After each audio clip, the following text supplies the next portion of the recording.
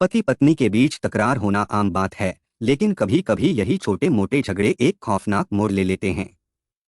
प्यार और रिश्तों की डोर जब ईगो और गुस्से के जाल में उलझती है तो उसका अंजाम कितना भयानक हो सकता है, इसकी मिसाल है रविंद्र आहूजा और अनीता आहूजा की कहानी। अगर दोनों चाहते तो सब कुछ ठीक हो सकता था, लेकिन हुआ इसका उलट। एक फैसला, एक गलती और एक ऐसा खौफनाक अंत जिसने हर किसी को झकझोर कर रख दिया। किसी की जान गई और किसी को ऐसी सजा मिली कि सुनकर रूह कांप जाए। आखिर इस रिश्ते में ऐसा क्या हुआ? किसकी गलती थी और किसे क्या सजा मिली? चलिए जानते हैं इस दिल दहला देने वाली कहानी की पूरी सच्चाई इस वीडियो में। नमस्कार मेरे प्यारे भाइयों और बहनों, मैं विवेक कुमार। क्राइम की कहानी के नए एपिसोड में आप सभी लोगों का हार्दिक स्वागत है। कहानी में आगे बढ़ने से पहले कृपया क्राइम की कहानी चैनल को सब्सक्राइब कर बेल आइकन जरूर दबा लें, ताकि मेरे हर वीडियो का नोटिफिकेशन आपको मिलता रहे। तो चलिए आज की कहानी शुरू करते हैं। यह घटना 31 जनवरी 2020 की है। नैनीताल जिले के रामनगर थाना में अचानक एक अज्ञात व्यक्ति का फोन आता है। आवाज घबराई हुई थी। उसने सूचना दी कि गांव बैल पोखरा के एक खेत में एक महिला की झुलसी हुई लाश पड़ी है। यह सुनते ही थाना प्रभारी दिनेश नाथ महंत चौकन्ने हो गए। हत्या की खबर मिलते ही उन्होंने तुरंत जिले के वरिष्ठ अधिकारियों को सूचित किया और अपनी टीम के साथ घटनास्थल के लिए रवाना हो गए। जब पुलिस वहां पहुंची तो नजारा भयावह था। चारों ओर गांव वालों की भीड़ लगी थी, लेकिन हर कोई सदमे में था। थाना प्रभारी ने लाश का मुआयना किया। वह इतनी बुरी तरह जल चुकी थी कि पहचानना नामुमकिन था। ऐसा लग रहा था जैसे हत्यारे ने जानबूझकर लाश को जलाया हो। आसपास काले मोबिल ऑयल के छींटे पड़े थे, जो इस बात का इशारा कर रहे थे कि शव को पहचान मिटाने के मकसद से जलाया गया है। थाना प्रभारी दिनेश नाथ महंत अभी गांव वालों से पूछताछ कर ही रहे थे कि तभी वरिष्ठ अधिकारियों का काफिला वहां आ पहुंचा। SSP Sunil Kumar Meena, SP city Amit Srivastava और सीओ साहब ने घटनास्थल का बारीकी से निरीक्षण किया। चारों ओर नजर दौड़ाई गई, लेकिन कोई ऐसा सुराग हाथ नहीं लगा जिससे मृतका की पहचान हो सके। हालांकि पुलिस को खेत के पास मिट्टी में गहरे टायरों के निशान दिखाई दिए। यह इस बात का संकेत था कि लाश को कार में लाकर यहां ठिकाने लगाया गया है। अधिकारियों को संदेह हुआ कि हो सकता है कि यह हत्या किसी और जिले में की गई होगी और पहचान मिटाने के इरादे से शव को यहां लाकर जला दिया गया होगा। वरिष्ठ अधिकारियों के निर्देश पर थाना प्रभारी ने घटनास्थल से जरूरी सबूत इकट्ठा किए और लाश को पोस्टमार्टम के लिए भेज दिया। लेकिन अब सवाल यह था, कौन थी यह युवती और क्यों कोई उसकी पहचान मिटाने पर इतना तुला था? पुलिस के सामने अब सबसे बड़ी चुनौती थी इस गुत्थी को सुलझाना। एसएसपी सुनील कुमार मीणा ने मामले की गंभीरता को देखते हुए तुरंत एक विशेष जांच टीम गठित किया। इस टीम का नेतृत्व थाना प्रभारी दिनेश नाथ महंत को सौंपा गया, जिसमें तेजतर्रार पुलिसकर्मी शामिल किए गए। लेकिन जांच की सबसे बड़ी चुनौती यह थी कि पुलिस के पास कोई ठोस सुराग नहीं था, न मृतका की पहचान, न कोई चश्मदीद और न ही कोई प्रत्यक्ष प्रमाण। एकमात्र संकेत घटनास्थल के पास मिले कार के टायरों के निशान थे। लेकिन यह कार किसकी थी, किसने लाश को वहां तक पहुंचाया, यह पता लगाना आसान नहीं था। अगले दिन पुलिस को मृतका की पोस्टमार्टम रिपोर्ट मिली। रिपोर्ट के मुताबिक महिला की हत्या जलाने से पहले की गई थी। उसका गला रस्सी जैसी किसी चीज से घोंटा गया था। यानी हत्यारे ने पहले उसे मारकर फिर उसकी पहचान मिटाने के लिए लाश को जलाया था। अब यह स्पष्ट था कि यह कोई सामान्य हत्या नहीं थी। पुलिस के सामने अब भी सबसे बड़ा सवाल यही था, आखिर यह महिला कौन थी और किसने इतनी बेरहमी से उसकी जान ले लिया? थाना प्रभारी दिनेश नाथ महंत ने सबसे पहले नैनीताल जिले के सभी थानों से संपर्क किया। उन्होंने यह पता लगाने की कोशिश किया कि कहीं किसी थाना क्षेत्र में किसी महिला की गुमशुदगी तो दर्ज नहीं हुई है, लेकिन हर तरफ से जवाब एक ही मिला, किसी भी महिला के लापता होने की कोई सूचना नहीं थी। अब पुलिस के सामने चुनौती और भी बढ़ गई थी। मृतका की पहचान के बिना जांच को आगे बढ़ाना मुश्किल था। ऐसे में पुलिस ने एक अलग तरीका अपनाया। जिले के विभिन्न थानों से आपराधिक प्रवृत्ति के 30 संदिग्धों को हिरासत में लिया और उनसे पूछताछ शुरू किया। कई दिनों तक उनसे अलग अलग तरीके से सख्ती से पूछताछ की गई, लेकिन कोई ठोस जानकारी हाथ नहीं लगी। इस बीच पुलिस की एक अन्य टीम ने यह जांच शुरू किया कि घटनास्थल तक किन किन रास्तों से पहुंचा जा सकता है। अगर शव को कहीं और से लाकर यहां जलाया गया था तो हत्यारे ने कौन सा रास्ता अपनाया होगा? क्या रास्ते में किसी ने कोई संदिग्ध गतिविधि देखी थी? अब पुलिस ने अपनी जांच का दायरा और भी ज्यादा बढ़ा दिया। घटनास्थल तक पहुंचने वाले सभी संभावित रास्तों की छानबीन की जाने लगी। जांच टीम का अगला कदम यह था कि इन रास्तों पर लगे सीसीटीवी कैमरों की फुटेज खंगाली जाए, ताकि यह पता लगाया जा सके कि घटनास्थल पर आने वाली कार का नंबर क्या था। इस अभियान में पुलिस ने 110 सीसीटीवी कैमरों की फुटेज इकट्ठा कर लिया। ये कैमरे चूना खान और कमोला धमोला मार्ग पर लगे थे। अब पुलिस के सामने असली चुनौती थी, हर एक फुटेज को बारीकी से खंगालना। आखिरकार पुलिस को एक संभावित सुराग मिल गया। 30-31 जनवरी की रात को तड़के के समय एक संदिग्ध कार बैल पोखरा गांव की ओर जाती हुई नजर आई। महज 20 मिनट बाद वही कार वापस लौटती दिखी। यह साफ था कि यह कार किसी न किसी तरह से इस हत्याकांड से जुड़ी थी। लेकिन एक समस्या थी, फुटेज में कार का नंबर स्पष्ट नहीं दिख रहा था। अब पुलिस के सामने नई चुनौती थी, इस रहस्यमयी कार की पहचान करना। जांच में जुटी पुलिस टीम ने सीसीटीवी फुटेज को खंगालने का काम तेज कर दिया। हर एक वीडियो को ध्यान से देखा गया, ताकि उस रहस्यमयी कार का नंबर मिल सके। कई फुटेज में कार का मूवमेंट तो साफ दिखा, लेकिन नंबर धुंधला था। फिर एक अहम फुटेज हाथ लगा। एक कैमरे में कार की स्पष्ट तस्वीर कैद थी। जैसे ही पुलिस को कार का नंबर मिला, सफलता की पहली किरण नजर आने लगी। अब मामला सुलझने की ओर बढ़ रहा था। कार का नंबर मिलते ही आरटीओ यानी परिवहन विभाग के रिकॉर्ड खंगाले गए। जल्द ही यह पता चल गया कि यह कार नैनीताल जिले के चकलुआ गांव के रहने वाले रमनजीत सिंह के नाम पर रजिस्टर्ड थी। जैसे ही पुलिस को कार के मालिक का पता चला, थाना प्रभारी दिनेश नाथ महंत ने अपनी टीम के साथ चकलुआ गांव का रुख किया। वहां पहुंचकर उन्होंने रमनजीत सिंह से पूछताछ शुरू किया। रमनजीत घर पर ही था। जब पुलिस ने उससे उसकी कार के बारे में पूछा, तो उसने चौंकाने वाला खुलासा किया। 30 जनवरी को उसकी कार उसका बहनोई कुलदीप सिंह, निवासी धर्मपुर चूना खान मांग कर ले गया था। अब पुलिस को एक ठोस कड़ी मिल चुकी थी। 31 जनवरी को महिला की जली हुई लाश बरामद हुई थी और 30 जनवरी की रात को कुलदीप सिंह कार लेकर गया था। इससे यह स्पष्ट हो गया कि महिला की लाश ठिकाने लगाने के लिए रमनजीत की कार का इस्तेमाल किया गया था। अब पुलिस को यकीन हो गया कि जांच सही दिशा में आगे बढ़ रही है। देर न करते हुए थाना प्रभारी ने टीम को लेकर कुलदीप सिंह के घर धर्मपुर चूना खान की ओर कूच किया। जब पुलिस टीम धर्मपुर चूना खान पहुंची, तो कुलदीप सिंह घर पर नहीं मिला। अब पुलिस के सामने नई चुनौती थी, उसे जल्द से जल्द पकड़ना। चूंकि कुलदीप से पूछताछ करना बेहद जरूरी था, थाना प्रभारी दिनेश नाथ महंत ने उसके पीछे मुखबिरों का जाल बिछा दिया। कई दिनों की मशक्कत और लगातार निगरानी के बाद आखिरकार 11 फरवरी 2020 को पुलिस ने कुलदीप सिंह को गडेरी नदी के पुल के पास से हिरासत में ले लिया। थाने लाकर जब कुलदीप से सख्ती से पूछताछ की गई, तो उसकी हिम्मत जवाब दे गई। कुछ ही देर में उसने अपना जुर्म कबूल लिया। उसने बताया कि जली हुई लाश दिल्ली में रहने वाले उसके दोस्त रविंद्र आहूजा की पत्नी अनीता की थी। इसके बाद उसने खौफनाक सच्चाई उजागर किया। उसने और रविंद्र ने मिलकर साजिश रची थी। दोनों ने पहले अनीता का गला घोंटकर उसकी हत्या किया, फिर उसकी पहचान मिटाने के लिए लाश को आग के हवाले कर दिया।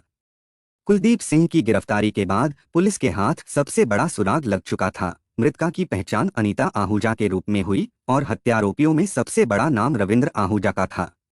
यानी केस लगभग सुलझ चुका था, लेकिन अब सबसे जरूरी काम था रविंद्र आहूजा को गिरफ्तार करना। पुलिस जानती थी कि अगर रविंद्र को भनक लग गई कि कुलदीप पकड़ा जा चुका है, तो वह फरार हो सकता है। इसलिए थाना प्रभारी दिनेश नाथ महंत ने एक चाल चली, कुलदीप से ही रविंद्र को फोन करवाया। कुलदीप ने पुलिस के निर्देश पर रविंद्र को फोन मिलाया और बहाने से हरिद्वार बुलाने की कोशिश किया। उसने कहा, अरे भाई रविंद्र, हमारा काम बड़ी आसानी से निपट गया है। अब क्यों ना हम हरिद्वार जाकर गंगा में डुबकी लगा लें, कम से कम हमारे हाथों हुआ पाप तो धुल जाएगा। यह सुनते ही रविंद्र ठहाका लगाकर हंस पड़ा और बोला, हाँ भाई, बढ़िया आइडिया है, हरिद्वार चलते हैं। बताओ हरिद्वार कब चलना है? रविंद्र आहूजा ने उत्सुकता से पूछा। कब क्या भाई? ऐसा करो, आज ही आ जाओ, कुलदीप ने जोश भरे अंदाज में जवाब दिया। हरिद्वार के पास जो मोतीचूर रेलवे स्टेशन है, वहीं उतरना। मैं तुम्हें वहीं मिलूंगा, फिर साथ में हरिद्वार चलेंगे। रविंद्र ने कहा, ठीक है, मैं अभी घर से निकल रहा हूँ। जो भी ट्रेन मिलेगी बता दूंगा, मगर तुम स्टेशन पर वक्त से पहुंच जाना। चिंता मत करो, मैं वहीं मिलूंगा, कहकर कुलदीप ने कॉल डिस्कनेक्ट कर दिया। दोस्त से बात करने के बाद रविंद्र हरिद्वार जाने के लिए घर से निकल पड़ा। जल्द ही वह दिल्ली से हरिद्वार जाने वाली ट्रेन में बैठ गया और यह जानकारी कुलदीप को फोन पर दे दिया। लेकिन उसे क्या पता था कि यह पूरी योजना रामनगर पुलिस की थी। पुलिस टीम ने पहले ही कुलदीप को साथ लेकर मोतीचूर रेलवे स्टेशन पहुंचने की तैयारी कर ली थी। रविंद्र आहूजा तो यही समझ रहा था कि उसने अपनी पत्नी की हत्या इतनी चालाकी से की है कि सारे सबूत नष्ट हो चुके हैं। उसे यकीन था कि पुलिस कभी उसका सुराग नहीं लगा पाएगी, लेकिन यही उसकी सबसे बड़ी भूल थी। बहरहाल जैसे ही रविंद्र आहूजा ट्रेन से मोतीचूर रेलवे स्टेशन पर उतरा, पुलिस ने कुलदीप की शिनाख्त पर उसे हिरासत में ले लिया। अचानक हुई इस गिरफ्तारी से रविंद्र के चेहरे का रंग उड़ गया। गिरफ्त में आते ही उसे एहसास हो गया कि वह बुरी तरह फंस चुका है। थाने पहुंचते ही थाना प्रभारी ने उससे उसकी पत्नी अनीता के बारे में पूछताछ किया। रविंद्र ने बिना हिचकिचाए जवाब दिया, वह फिल्मों और नाटकों में अभिनय करती है, इसलिए 6 महीने की ट्रेनिंग के लिए मुंबई गई हुई है। लेकिन पुलिस पहले से ही कुलदीप से पूरी सच्चाई जान चुकी थी। उन्हें पता था कि रविंद्र झूठ बोलकर बात को घुमाने की कोशिश कर रहा है। अब उसकी चालाकी काम नहीं आने वाली थी। पुलिस ने रविंद्र की चालाकियों को भांपते हुए उससे कड़ाई से पूछताछ शुरू किया। जब सीधे सवालों से बात नहीं बनी तो पुलिस ने दूसरे तरीके अपनाए। अंततः दबाव बढ़ते ही रविंद्र टूट गया और उसने भयावह सच उगल दिया। उसने कबूल किया कि 30 जनवरी की रात उसने अपनी पत्नी अनीता का गला घोंटकर हत्या कर दिया और फिर उसकी लाश को गांव बैलपोखरा के एक खेत में आग के हवाले कर दिया। रविंद्र ने जो हत्या की कहानी पुलिस को सुनाई वह रूह कपा देने वाली थी। रविंद्रपाल सिंह आहूजा मूल रूप से पंजाब के फिरोजपुर शहर का रहने वाला था। कई साल पहले वह काम की तलाश में दिल्ली आया, जहां उसकी नौकरी एक निजी कंपनी में ऋण वसूली एजेंट के रूप में लग गई। नौकरी मिलते ही उसने दक्षिण पूर्वी दिल्ली के बदरपुर इलाके में रहना शुरू कर दिया। इसी दौरान उसकी मुलाकात अनीता से हुई और दोनों ने शादी कर लिया। अनीता के परिवार में 4 बहनें और थीं, जिनमें वह दूसरे नंबर पर थी। परिवार की 2 बहनों की शादी हो चुकी थी, जबकि बाकी 3 अभी विवाह योग्य थीं। अनीता खुले विचारों वाली और महत्वाकांक्षी युवती थी। उसकी दिली तमन्ना थी कि वह फिल्मी दुनिया के रुखले पर्दे तक पहुंचे। इसी सपने को साकार करने के लिए वह अपने स्तर पर लगातार प्रयास करती रही। इसी दौरान अनीता की मुलाकात एक एजेंसी से हुई जो बॉलीवुड फिल्मों और टीवी सीरियलों के लिए जूनियर आर्टिस्ट उपलब्ध कराती थी। इसी एजेंसी के जरिए उसे कुछ फिल्मों और धारावाहिकों में भीड़ का हिस्सा बनने का मौका मिला। यह उसकी फिल्मी दुनिया में पहली कदम रखने की शुरुआत थी, जिससे वह बेहद उत्साहित और खुश हो गई। जल्द ही अनीता ने अपने संपर्कों का विस्तार किया और खुद भी इस एजेंसी के माध्यम से जूनियर आर्टिस्ट उपलब्ध कराने का काम शुरू कर दिया। इससे उसकी इनकम अच्छी खासी बढ़ने लगी और वह आत्मनिर्भर बन गई। हालांकि आर्थिक रूप से सक्षम होने के बावजूद एक बात उसे अंदर से कचोटती रहती थी, शादी के कई साल बीत जाने के बाद भी वह मां नहीं बन सकी थी। यह दर्द उसे हर पल सालता था। रविंद्रपाल सिंह आहूजा अपनी पत्नी के दर्द को अच्छी तरह समझता था। उसकी उदासी को दूर करने के लिए दोनों ने आपसी सहमति से एक बच्चे को गोद ले लिया। इस फैसले से उनके घर में खुशियां लौट आईं और ऐसा लगा जैसे उनकी जिंदगी अब पटरी पर आ गई है। लेकिन यह खुशी ज्यादा दिनों तक टिक नहीं पाई। अनीता का रवैया धीरे धीरे रविंद्र के प्रति बदलने लगा। वह दिन भर फोन पर किसी से बातें करती रहती थी। जब भी रविंद्र उससे पूछता तो वह बस इतना कहकर टाल देती, मैं अपने करियर के लिए फिल्मी दुनिया से जुड़े लोगों से बात कर रही हूँ। रविंद्र को हर समय फोन पर लगे रहना बिल्कुल पसंद नहीं था। उसने साफ कह दिया कि वह यह काम छोड़कर अपने घर गृहस्थी पर ध्यान दे। लेकिन अनीता ने स्पष्ट इनकार कर दिया। मैं अपना करियर नहीं छोड़ सकती। अनीता की इस जिद ने रविंद्र को अंदर तक झकझोर दिया। धीरे धीरे उसका गुस्सा बढ़ने लगा। अनीता के बदलते व्यवहार और बेरुखी ने रविंद्र के मन में शक पैदा कर दिया। उसे लगने लगा कि जरूर उसका किसी और के साथ अवैध रिश्ता है। लेकिन यह महज एक शक था जिसे वह सच्चाई में बदलना चाहता था। रविंद्र यह नहीं समझ पा रहा था कि कैसे पता लगाए। फिर एक दिन उसके हाथ अनीता का फोन लग गया। जिज्ञासा और संदेह से भरा हुआ उसने सबसे पहले उसका व्हाट्सएप खोला। मैसेज खंगालते ही एक नंबर पर उसकी नजर टिक गई। यह कश्मीर के किसी युवक का नंबर था। जैसे जैसे उसने चैट पढ़नी शुरू की उसका दिमाग सन्न रह गया। दोनों के बीच अश्लील मैसेजों का आदान प्रदान हुआ था। न केवल अंतरंग बातें बल्कि उन्होंने कई आपत्तिजनक तस्वीरें भी साझा की थीं। रविंद्र का शक अब यकीन में बदल चुका था। इस बेवफाई की सजा उसे जरूर मिलेगी, उसने ठान लिया। गुस्से और अपमान से भरा हुआ उसने एक दो बार अनीता को मारने की योजना भी बनाई, लेकिन हर बार किसी न किसी वजह से उसे अपना इरादा टालना पड़ा। रविंद्रपाल आहूजा का एक पुराना दोस्त था कुलदीप सिंह, जो उत्तराखंड के रामनगर कस्बे में रहता था। दोनों की दोस्ती एक कॉमन दोस्त उमेश के जरिए हुई थी। कुलदीप एक बेफिक्र और बेरहम किस्म का इंसान था, जो दोस्ती निभाने के लिए किसी भी हद तक जा सकता था। गुस्से और बदले की आग में जलते हुए रविंद्र ने कुलदीप को अपनी पत्नी की बेवफाई की पूरी कहानी सुनाई और उसका साथ देने की गुजारिश किया। रविंद्र ने कहा, बस मुझे इसे ठिकाने लगाने में मदद चाहिए। तू चिंता मत कर भाई। कुलदीप ने बिना एक पल सोचे जवाब दिया।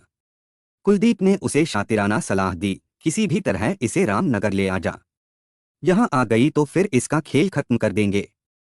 दोनों ने एक निर्मम योजना बनाई। हत्या के बाद लाश पर काला तेल यानी इस्तेमाल किया हुआ मोबिल ऑयल डालकर आग लगा देंगे। इससे लाश पूरी तरह जल जाएगी और कोई सबूत भी नहीं बचेगा। रविंद्र को लगा अब उसके बदले की आग ठंडी हो सकेगी, लेकिन उसे अंदाजा भी नहीं था कि यह खूनी साजिश ज्यादा दिनों तक छुपी नहीं रह पाएगी। 24 जनवरी 2020 को रविंद्र ने कुलदीप से कहा कि वह एक रस्सी, कार और 5-6 लीटर काले तेल प्रयोग किया हुआ मोबिल ऑयल का इंतजाम कर ले। इस काम के लिए उसने कुलदीप की पत्नी के खाते में 2000 रुपए भी जमा कर दिए। रविंद्र की पत्नी अनीता पहले से ही कुलदीप को अच्छी तरह जानती थी, क्योंकि वह उसके पति का करीबी दोस्त था। इसीलिए जब रविंद्र ने उससे झूठ कहा तो उसे शक नहीं हुआ।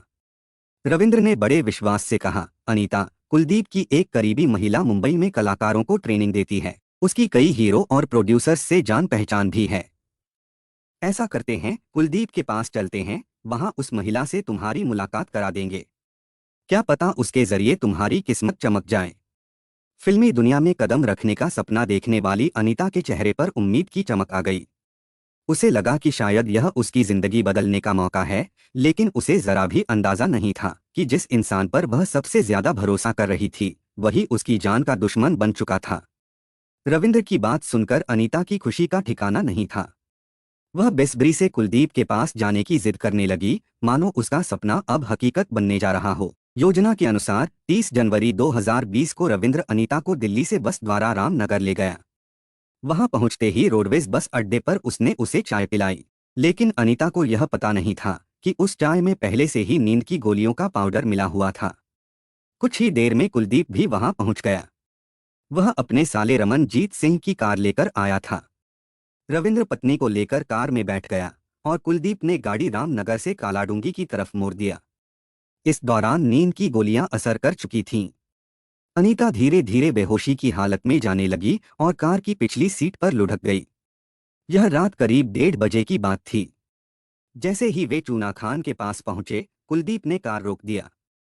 रविंद्र और कुलदीप की नजरें मिलीं। अब खेल खत्म करने का वक्त आ चुका था। कुलदीप ने कार की डिक्की से पहले से तैयार रस्सी निकाली और हेल्पलेस अनीता का बेरहमी से गला घोंट दिया। कुछ ही पलों में उसकी सांसें थम गईं। अब बारी सबूत मिटाने की थी। हत्या के बाद अब सबसे अहम काम लाश को ठिकाने लगाना था। कुलदीप ने कार का रुख बैल पोखरा गांव की तरफ मोड़ दिया। वहां एक सुनसान खेत में पहुंचकर उन्होंने अनीता की निर्जीव शरीर को बाहर निकाला और पहले से तैयार किए गए 5 लीटर काले तेल प्रयोग किया हुआ मोबिल ऑयल को उसके ऊपर उड़ेल दिया। फिर एक माचिस जलाई और कुछ ही सेकंड में आग की लपटें उठने लगीं।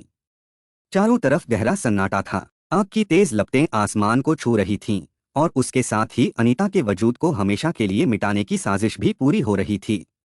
काम खत्म करने के बाद उन्होंने रस्सी और खाली जरीकेन को सड़क किनारे झाड़ियों में फेंक दिया।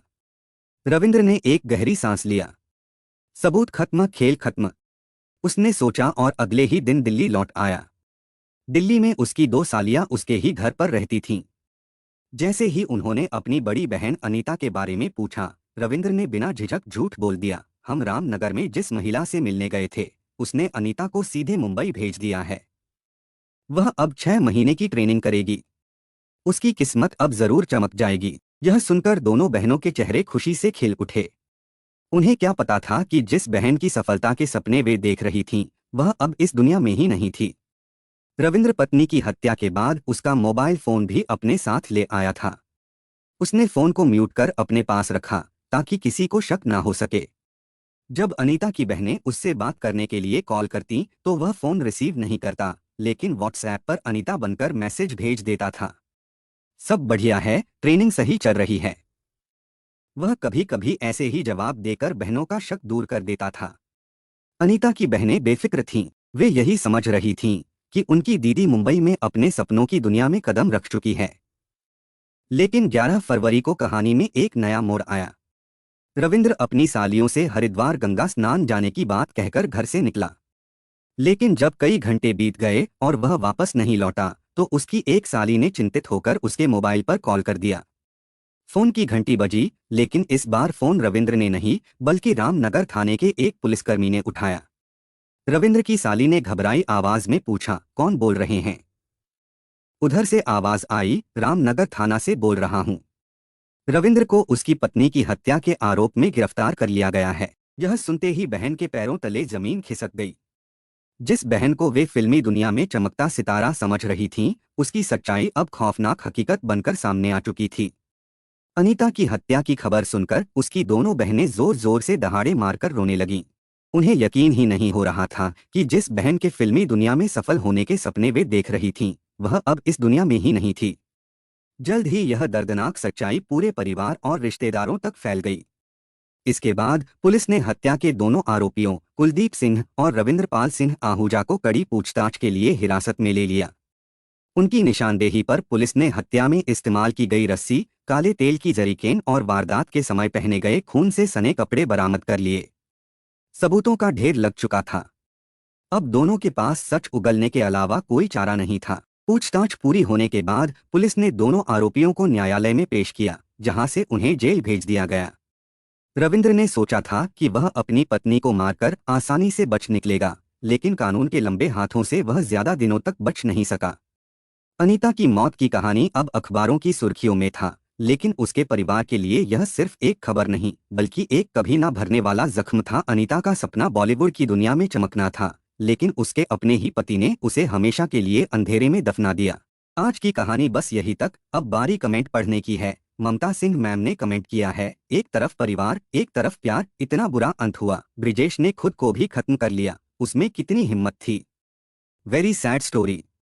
मैम आपके सपोर्ट और प्यार के लिए दिल से धन्यवाद। मीरा राय मैम ने कमेंट किया है, ऐसे इंसान के साथ इससे भी बुरा होना था। मैम आपके सपोर्ट और प्यार के लिए दिल से धन्यवाद। श्रेया वसानी जी ने कमेंट किया है, good afternoon sir. Good afternoon Shreya ji. आपके सपोर्ट और प्यार के लिए दिल से धन्यवाद। संजना मुखर्जी मैम ने कमेंट किया है, honour killing will not get you out of defamation, but going to jail will defame you. ये कौन समझाए पेरेंट्स को? मैम आपकी बात बिल्कुल सही है। मैम आपके सपोर्ट और प्यार के लिए दिल से धन्यवाद। माला कुमारी राय जी ने कमेंट किया है, first like and comment. Ma'am आपके सपोर्ट और प्यार के लिए दिल से धन्यवाद। विवेक जी ने कमेंट किया है, कितना खौफनाक वो मंजर हुआ होगा उस पल जब ये दिल दहला देने वाले हादसा को लोगों ने देखे होंगे। सर आपके सपोर्ट और प्यार के लिए दिल से धन्यवाद।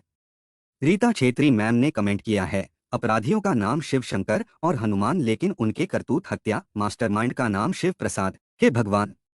मैम स्टोरी बनाते टाइम मुझे भी यही ख्याल आया था। मैम आपके सपोर्ट और प्यार के लिए दिल से धन्यवाद। डेविड सर ने कमेंट किया है, वैसे सर का कमेंट इतना डिटेल्स में होता है कि वीडियो में पढ़ना आसान नहीं है, इसलिए सर से माफी चाहूंगा कि आपका कमेंट रोज नहीं पढ़ पाता हूँ। सर आपके सपोर्ट और प्यार के लिए दिल से धन्यवाद। सुषमा शाह जी ने कमेंट किया है, जघन्य अपराध कथा। मैम आपके सपोर्ट और प्यार के लिए दिल से धन्यवाद। रोशनी मेहरा जी ने कमेंट किया है, गुड आफ्टरनून विवेक भाई। मैम गुड आफ्टरनून, आपके सपोर्ट और प्यार के लिए दिल से धन्यवाद। जमुना अटलूरी जी ने कमेंट किया है, यह ब्रिजेश का प्यार नहीं जुनून है, आशा को पाने का प्यार त्याग करता है, हत्या नहीं। So sad story. सर आपके सपोर्ट और प्यार के लिए दिल से धन्यवाद। कल्पना लिंबू जी ने कमेंट किया है, मैम आपके सपोर्ट और प्यार के लिए दिल से धन्यवाद। समीना जी ने कमेंट किया है, जहां लड़की और लड़का राजी हो वहां बच्चों की शादी कर देनी चाहिए। समीना जी आपके सपोर्ट और प्यार के लिए दिल से धन्यवाद। सरिता राय जी ने कमेंट किया है, मैम आपके सपोर्ट और प्यार के लिए दिल से धन्यवाद। लोकेन राय जी ने कमेंट किया है, सो इमोशनल स्टोरी विवेक जी। लोकेन जी आपके सपोर्ट और प्यार के लिए दिल से धन्यवाद। शब्बीर काबू जी ने कमेंट किया है, सर आपके सपोर्ट और प्यार के लिए दिल से धन्यवाद। रिद्धि ठक्कर जी ने कमेंट किया है, नाइस स्टोरी मैम, आपके सपोर्ट और प्यार के लिए दिल से धन्यवाद। करिश्मा मौर्य जी ने कमेंट किया है, मैम आपके सपोर्ट और प्यार के लिए दिल से धन्यवाद। अनुज कुमार जी ने कमेंट किया है, प्यार में दिमाग काम नहीं करता है, अंधा हो जाता है व्यक्ति, सर आपके सपोर्ट और प्यार के लिए दिल से धन्यवाद। यास्मीन जी ने कमेंट किया है, so sad for her. Yasmeen from USA, ma'am आपके सपोर्ट और प्यार के लिए दिल से धन्यवाद। धर्मेंद्र दहिया जी ने कमेंट किया है, सर आपके सपोर्ट और प्यार के लिए दिल से धन्यवाद। गणपत सिंह भाटी जी ने कमेंट किया है, सर आपके सपोर्ट और प्यार के लिए दिल से धन्यवाद। श्याम बहादुर गुप्ता जी ने कमेंट किया है, सर आपके सपोर्ट और प्यार के लिए दिल से धन्यवाद। गणेश सौद जी ने कमेंट किया है, सर आपके सपोर्ट और प्यार के लिए दिल से धन्यवाद। मनोज प्रभाकर जी ने कमेंट किया है, फादर सन के रिलेशन बहुत कॉम्प्लिकेटेड हो रहे हैं, सर आपके सपोर्ट और प्यार के लिए दिल से धन्यवाद। तहर भाई जी ने पाकिस्तान से कमेंट किया है, सर आपके सपोर्ट और प्यार के लिए दिल से धन्यवाद। मेरे कुछ भाई और बहन ऐसे भी हैं जो डेली के लिसनर है, हर वीडियो को देखते हैं और कमेंट करते हैं, जैसे राहुल जयकर सर, ओलिवर मचाडो जी, खुशी खान जी, निकिता अटलुरी जी, मोहम्मद उमर जी, लक्ष्मी रावत मैम, नाज कश्मीरी जी, नीरा मेघ मैम, रेखा सोकल जी, रूही खान मैम और सभी भाई बहनों को शुक्रिया जो मेरे वीडियो को लाइक शेयर और कमेंट करते हैं। आप लोग ऐसे ही अपना प्यार बनाए रखिए, मैं आप लोगों के लिए रोज नए वीडियो लाता रहूंगा। कहानी को लास्ट तक सुनने के लिए आपका धन्यवाद। इस कहानी के बारे में अपनी राय कमेंट करके ज़रूर बताइएगा और ऐसी ही अपराध की सच्ची कहानियों के लिए हमारे चैनल क्राइम की कहानी को सब्सक्राइब कर लीजिए। कहानी को लाइक और शेयर ज़रूर करें। धन्यवाद।